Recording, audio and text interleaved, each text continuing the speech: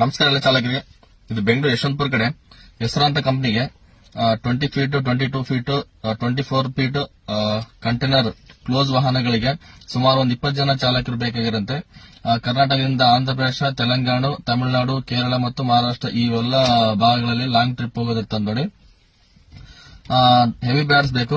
ಆಮೇಲೆ ಕಂಪಲ್ಸರಿಗೆ ನಿಮ್ದು bank passbook, ಆಮೇಲೆ ಪ್ಯಾನ್ ಕಾರ್ಡ್, ಪ್ರತಿ ಆಧಾರ್ ಕಾರ್ಡ್ ಜೆರಾಕ್ಸ್ ಅವ್ರಿಗೆ ಕೊಡ್ಬೇಕಾಯ್ತು ನೋಡಿ.